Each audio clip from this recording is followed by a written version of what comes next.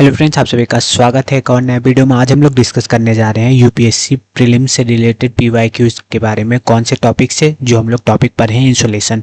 तो इंसुलेशन से रिलेटेड जितने भी कॉन्सेप्ट हैं सब हम लोग डिस्कस कर चुके हैं। तो आज के वीडियो में उससे रिलेटेड जो भी पीवाईक्यू आए हैं, चाहे वो प्रीलिम्स में आए चाहे वो मेन्स में आए, तो मैंने देखा तो मेन्स में इससे रिलेटेड डायरेक्ट क्वेश्चन कुछ नहीं आया हुआ है। तो प्रीलिम्स में जो आया हुआ क्वेश्चन है वो आज इस वीडियो में हम लोग डिस्कस करेंगे और अच्छे से समझेंगे कि किस किस टॉपिक से बहुत अधिक क्वेश्चन आया हुआ है। ठीक है, तो प्रीलिम्स से जो भी रिलेटेड क्वेश्चन है सारे क्वेश्चन मैं लेके आया हुआ हूँ। चलिए डिस्कस करने की कोशिश करते हैं और समझने की कोशिश करते हैं कि कौन कौन से टॉपिक से ज़्यादा प्रश्न पूछा गया है इंसुलेशन में। ठीक है, तो चलिए देखते हैं। पहला प्रश्न ये कह रहा है कि variation in the length of day time and the night time from season two season. यानी कि लेंथ पूछ रहा है, लेंथ का वेरिएशन हो रहा है डे के टाइम में और नाइट के टाइम में, कब ऐसा होता है। और season from season two season, season किसके कारण चेंज होता है। तो दो टर्मिनोलॉजी हम लोग अर्थ के रिस्पेक्ट में पढ़े थे। एक हम लोग पढ़े थे रोटेशन के बारे में, ठीक है, एक हम लोग पढ़े थे रिवोल्यूशन के बारे में। रोटेशन क्या होता है? जब भी अर्थ अपने ही एक्सिस पे रिवॉल्व करती है, उसी एक्सिस पे अपने रिवॉल्व करती है। और रिवोल्यूशन वो होता है जब हम लोग सन के अराउंड, मतलब अर्थ जब सन के अराउंड घूमती है तो वो रिवोल्यूशन होता है। तो मैं आपको बताया था कि रोटेशन के कारण हमारा डे और नाइट होता है अर्थ पे, यानी कि दिन होता है और रात होता है। डे और नाइट जो होता है वो किसके कारण होता है? रोटेशन के कारण होता है। और रिवोल्यूशन के कारण सीजन में चेंज होते हैं, मतलब सीजन चेंज होता है, सीजन चेंज होता है। सीजन चेंज होने का मतलब है कि विंटर सीजन आता है, समर सीजन आता है, ऑटम सीजन आता है, स्प्रिंग सीजन आता है। ये सब रिवोल्यूशन के कारण होता है। ठीक है, और सीजन चेंज होने से ही हमारा length of day and time भी डिफाइंड होता है। तो इसका मतलब है कि रिवोल्यूशन के कारण ही जो वेरिएशन होता है लेंथ ऑफ डे टाइम और नाइट टाइम में और फ्रॉम सीजन टू सीजन, ये रिवोल्यूशन के कारण ही होता है। क्योंकि जैसा कि आप लोग जानते हैं कि जो समर सीजन होता है उसमें हमारा डे का लेंथ बड़ा होता है, मतलब दिन जो है बड़ा होता है और रात छोटी होती है। ठीक है, जिस तरह उल्टा विंटर सीजन में होता है, विंटर सीजन में दिन छोटा होता है और रात बड़ी होती है। ठीक है, तो ये सब हमारा रिवोल्यूशन बताता है। तो हम लोग ऑप्शन में चेक कर लेते हैं कि क्या क्या ऑप्शन है। The earth's rotation on it axis, क्या अर्थ का रोटेशन अपने एक्सिस पे हमारा सीजन बताता है, वेरिएशन बताता है length of day and time का? बिल्कुल नहीं। The earth revolution around the sun in an elliptical manner, क्या ये बताता है? आप तो कहेंगे कि इसमें भी रिवोल्यूशन के बारे में बताया गया है कि अर्थ का रिवोल्यूशन होता है सन के चारों तरफ इलिप्टिकल मैनर पे, लेकिन एक मेन चीज़ है वो मिस है इसमें, इसीलिए बी का भी ऑप्शन करेक्ट नहीं है।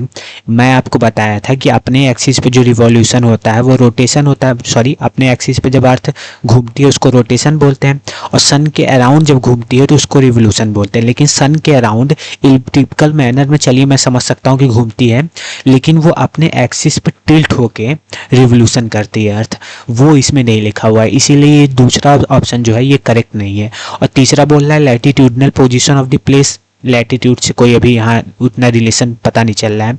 और चौथा है कि revolution of the earth on A tilted axis.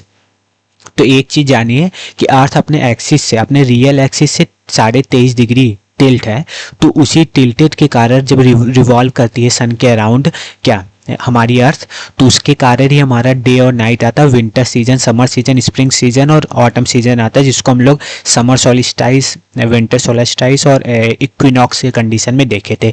इसीलिए ये जो डी है ऑप्शन, ये एकदम सूटेबल बैठता है इसके लिए कि इसी के कारण वेरिएशन होता है डे और टाइम के लेंथ में और सीजन टू सीजन, ठीक है, अर्थ पे revolution of the earth on A tilted axis के कारण, इसीलिए इसका डी ऑप्शन इसका करेक्ट ऑप्शन है।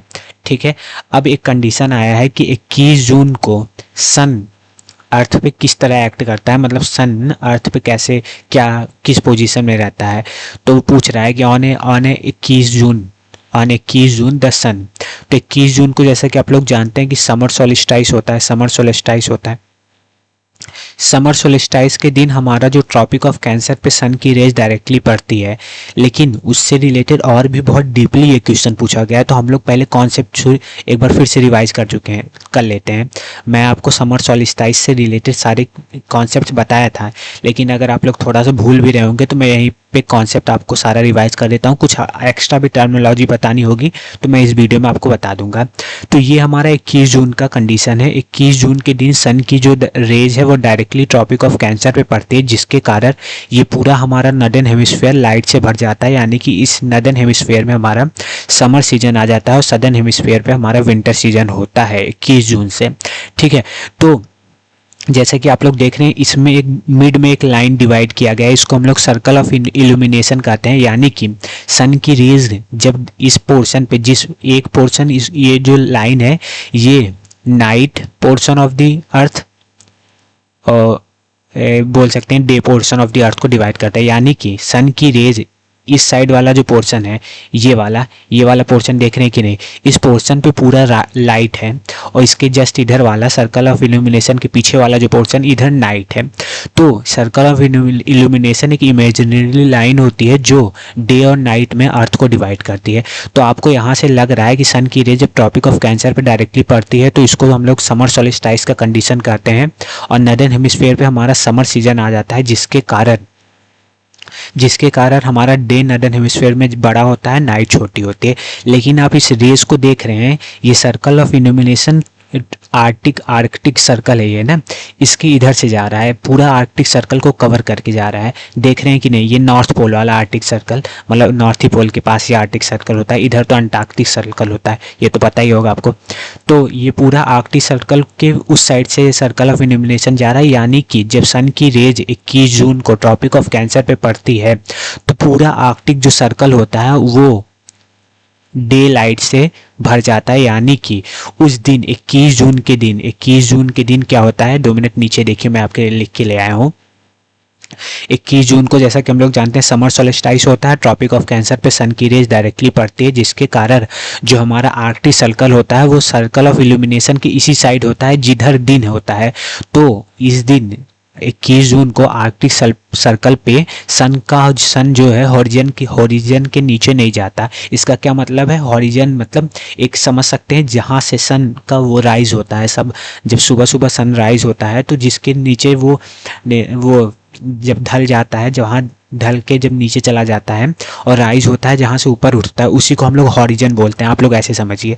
तो हॉरिजन के नीचे सन नहीं जाता आर्कटिक सर्कल पे 21 जून के दिन, क्योंकि वो सर्कल ऑफ इल्यूमिनेशन के इस साइड होता है जिस साइड पूरा अर्थ प्रकाशित है, जिसके कारण आर्कटिक सर्कल पे पूरे दिन दे रहता है, यानी कि 24 घंटे दिन रहता है। किस दिन, 21 जून को। ठीक इसी तरह जब हमारा 22 दिसंबर की बात होती है, जब direct sun rays tropic of Capricorn पे पड़ता है सदर्न हेमिस्फीयर पे, तो वहाँ हमारा नॉर्दर्न हेमिस्फीयर पे हमारा विंटर होता है, इसीलिए इसको विंटर सोलिस्टाइस कहते हैं। लेकिन इस दिन हमारा अंटार्कटिक सर्कल पे सन जो है हॉरिजन के नीचे नहीं जाता। यानी कि 22 दिसंबर के दिन अगर अंटार्कटिक सर्कल की कंडीशन पूछेंगे तो सन हॉरिजन के नीचे नहीं जाते, यानी कि 22 दिसंबर के दिन अंटार्कटिक सर्कल पे 24 घंटा डे रहेगा, नाइट नहीं होगा, जैसे आर्कटिक सर्कल पे 21 जून के दिन होता है। ये मैं इसलिए आपको पूरा कंडीशन बता दिया कि सर्कल ऑफ इल्यूमिनेशन क्या होता है और किस दिन आर्कटिक सर्कल पे पूरे दिन ही रहता है, रात नहीं होता, किस दिन अंटार्कटिक सर्कल पे पूरे दिन रहता है, क्योंकि इससे रिलेटेड क्वेश्चंस आए हुए हैं। ठीक है, आशा करता हूँ ये आपको कॉन्सेप्ट क्लियर हुआ होगा। अब डायरेक्ट हम लोग क्वेश्चन पे चले जाते हैं। अब हम लोग को पूछ रहा है कि 21 जून के दिन कौन सा कंडीशन होगा, तो बोल रहा है कि does not set below the horizon at the Arctic circle. Arctic circle पे जो सन है वो बिलो द हॉरिजन मतलब हॉरिजन के नीचे नहीं जाएगी। क्या ऐसा है? हाँ, मैं अभी आपको कंडीशन बताया कि 21 जून के दिन जो है हमारा हॉरिजन के नीचे सन नहीं जाती आर्कटिक सर्कल पे।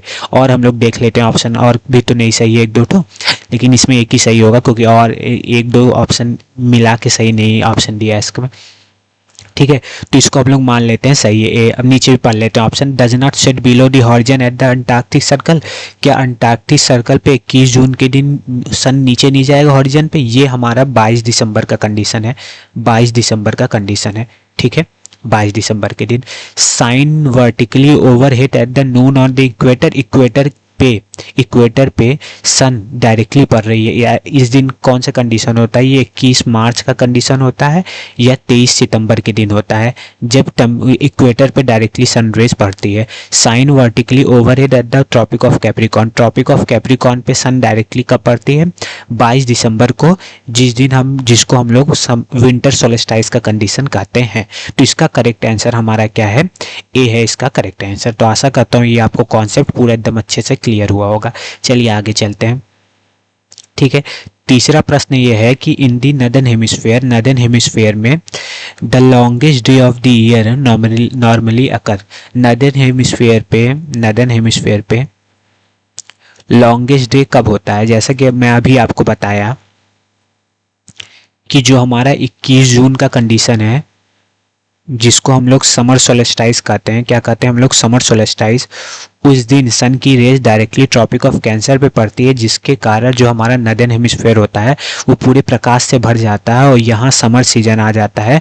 और समर सीजन आने के कारण यहाँ पे डे का जो लेंथ होता है वो बड़ा होता है, यानी कि दिन बड़ा होता है, नाइट छोटा होता है। तो वही बोल रहा है कि लॉन्गेस्ट डे नदर्न हेमिस्फेयर पे कौन से दिन होता है, तो 21 जून के दिन होता है। इसमें क्या बोल रहा है, पहला option first half of the month of June के पहले हफ्ते में तो नहीं होगा, और ये पहला हाफ मतलब 30 दिन का पूरा मंथ होता है, 30 डे का, तो फर्स्ट हाफ यानी कि 15 दिन। क्या फर्स्ट हाफ में ऑफ द मंथ में ऐसा होता है, लॉन्गेस्ट डे होता है? बिल्कुल नहीं, ये 21 जून को होता है, यानी कि 15 जून के बाद का, यानी कि second half of the month of the June में ऐसा कंडीशन आता है नदर्न हेमिस्फीयर पे, जिस दिन लॉन्गेस्ट डे होता है ईयर का। ठीक है, तो B option is the correct answer. आशा करता हूँ ये भी आपको समझ में आया होगा। चौथे प्रश्न की बात करते हैं, तो पढ़ते हैं कि consider the following statement, high cloud primarily reflect solar radiation and cool the surface of the earth. ये कॉन्सेप्ट मैं आपको बताया था कि जब हम लोग फैक्टर अफेक्टिंग द इंसुलेशन के बारे में पढ़ रहे थे, तो उसमें मैं आपको बताया था कि जो हाई क्लाउड होता है वो बहुत थिन क्लाउड होता है, और थिन क्लाउड सन की रेज को आने से अर्थ की सरफेस पे रोक नहीं पाता। जब अर्थ की सरफेस से सन की रेज रिफ्लेक्ट होके जाती है तब उसका एनर्जी कम हो जाता है, जिसके कारण वो रिफ्लेक्टेड रे को रोकता है, ना कि सन की रे को रिफ्लेक्ट करता है। तो इसमें लेकिन बोल रहा है कि हाई क्लाउड है वो रिफ्लेक्ट करता है सोलर रेडिएशन को, यानी कि सोलर रेडिएशन जो इंसुलेशन आता है उसको रिफ्लेक्ट करता है, ऐसा कुछ नहीं करता। हाई क्लाउड जब रिफ्लेक्टेड रेज सन से रिफ्लेक्ट होके जाती है उसको ट्रैप कर लेता है, उसको सन से बाहर नहीं जाने देता, मतलब एटमॉस्फेयर से बाहर नहीं जाने देता। लेकिन जो इंसुलेशन सन की डायरेक्ट रेज जो आती है उसको वो ये हाई क्लाउड को पेनिट्रेट करके अर्थ के सरफेस तक आ जाती है। तो इसलिए पहला जो है स्टेटमेंट ये हमारा इनकरेक्ट है। ठीक है, और लो क्लाउड बोल रहा है, दूसरा स्टेटमेंट क्या कर रहा है कि low cloud have a high absorption of infrared radiation emitting from the earth surface at this cause of warming effect. ये क्या कहना चाहता है कि जो लो क्लाउड है have a high absorption of infrared radiation. क्या लो क्लाउड हाई एब्जॉर्ब करता है इंफ्रारेड रेडिएशन को, जो इमिटिएटिंग फ्रॉम दिस अर्थ सरफेस से जो वो रिफ्लेक्ट होके जाता है? ऐसा कुछ नहीं है। लो क्लाउड बहुत थिक क्लाउड होता है जो बहुत नीचे ही एटमॉस्फेयर में होता है, जो सन की रेज को आने ही नहीं देता, क्योंकि ये बहुत थिक क्लाउड होता है, ये रिफ्लेक्ट कर देता है पहले से ही, तो ये अर्थ की सरफेस से के पास तक आने ही नहीं देता, तो वहाँ से कैसे रिफ्लेक्ट करेगा? इसका मतलब ये जो दूसरा ऑप्शन भी है ये हमारा इनकरेक्ट है। मैं अगर आपको थोड़ा भी कन्फ्यूजन होगा तो मैं जो आपको फैक्टर अफेक्टिंग द इंसुलेशन में सेकेंडरी फैक्टर के बारे में बताया था, उसमें जब हमें एरोसोल और क्लाउड्स के बारे में पढ़ रहे थे कि वो कैसे इफेक्ट करता है इंसुलेशन को, उसमें हम हाई क्लाउड के बारे में और लो क्लाउड्स के बारे में बहुत अच्छे से बताए हुए हैं। अगर आपको देखना होगा तो आप लोग जाके देख सकते हैं। ठीक है, और एकदम ये भी कॉन्सेप्ट आपको अगर वहाँ से देख के आएंगे, अभी तो मैं आपको बता दिया हूँ, अगर जो देखा होगा उसको एकदम क्रिस्टल क्लियर होगा ये क्वेश्चन, और अगर आप लोग नहीं देखे होंगे तो जाके जरूर देख लीजिएगा, जिससे ये क्वेश्चन आपको बिल्कुल ही दिमाग में कंफ्यूज नहीं करेगा। आशा करता हूँ आपको समझ में आ रहा होगा। तो दोनों स्टेटमेंट यहाँ गलत है, इसीलिए जो करेक्ट ऑप्शन है हमारा वो नाइदर 1 और नॉर 2, यही D is the correct answer इस क्वेश्चन का। अब हम लोग आखिरी क्वेश्चन की तरफ चलते हैं। अब वो क्वेश्चन है कि ऑन द जून 21 जून को हर साल which of the following latitude experience a sunlight of more than 12 hour. 12 घंटे से ज़्यादा सनलाइट को वो क्या एक्सपीरियंस करता है, कौन सा लैटिट्यूड? अर्थ पे 21 जून के दिन। तो मैं आपको बताता हूँ एक चीज़, आपको अभी क्लियर हो जाएगा। 21 जून का कंडीशन क्या होता है, एक बार फिर से मैं आपको रिकॉल करवा देता हूँ। आप लोग समझ सकते हैं समर सोलेस्टाइज, विंटर सोलेस्टाइज, इक्विनॉक्स कितना इंपॉर्टेंट है, जिससे रिपीटेड क्वेश्चन आ रहा है इधर उधर, बस थोड़ा सा वो करके एक्सचेंज करके और थोड़ा बहुत कंफ्यूज करके आपको बार बार उसी कॉन्सेप्ट से रिलेटेड क्वेश्चन आ रहा है। तो आप लोग जरूर देखिएगा वो वीडियो और समझने की कोशिश करिएगा। तो 21 जून का कंडीशन हमारा समर सोलेस्टाइज का कंडीशन होता है, समर सोलेस्टाइज का। और समर सोलेस्टाइज का कंडीशन जब होता है तो हमारा ट्रॉपिक ऑफ कैंसर जो है, ट्रॉपिक ऑफ कैंसर पे सन की जो रेज है वो डायरेक्टली पड़ती है, सन की रेज जो है डायरेक्टली पड़ती है। और जैसा कि आप लोग जानते हैं ये हमारा अर्थ है, ये हमारा टिल्टेड एक्सिस है, ये हमारा आर्कटिक सर्कल है, ये हमारा ट्रॉपिक ऑफ कैप्रिकॉर्न है। यहाँ पे जब सन की रेज डायरेक्टली पड़ती है तो जैसा कि आप लोग जानते हैं कि जब सन की रेज ट्रॉपिक ऑफ कैंसर पे पड़ती है तो यहाँ पे इस दिन लॉन्गेस्ट डे होता है, लॉन्गेस्ट डे होता है, यानी कि डे जो है वो 12 घंटे से अधिक होता है। जब शॉर्टेस्ट नाइट होगा, इक्वेटर पे जो सन की रेज पड़ती है तो बराबर दिन और रात होता है 12-12 घंटे का। लेकिन जैसे हम लोग ऊपर की तरफ जाते हैं, सन की रेज जब ट्रॉपिक ऑफ कैंसर पे पड़ती है तो ट्रॉपिक ऑफ कैंसर पे लॉन्गेस्ट डे होता है, यानी कि 12 घंटे से अधिक दिन होता है। और जैसे जैसे हम लोग ऊपर जाने लगते हैं, जो है ये सन की रेज जब ऊपर यहाँ ट्रॉपिक ऑफ कैंसर पे हिट करती है तो इससे ऊपर जब हम लोग जाएंगे तो यहाँ भी दिन का जो है क्या बोलते हैं, दिन का जो लेंथ है वो बड़ा ही होगा नाइट से, क्योंकि सन की रेज ज़्यादा देर तक उस पर पड़ेगी। अभी मैं आपको ऊपर बताया हूँ। तो जो सन की रेज है वो 12 घंटे से अधिक जो सनलाइट एक्सपीरियंस करता है। कौन कौन सा लैटिट्यूड है, पहला तो ऑब्वियस थिंग्स है, ऑब्वियस ही है कि मतलब ट्रॉपिक ऑफ कैंसर पे जब पड़ती है 21 जून के दिन रेज तो वहाँ तो लॉन्गेस्ट डे होता ही है, तो वो तो 12 घंटे से अधिक वो रेज को एक्सपीरियंस करता ही है।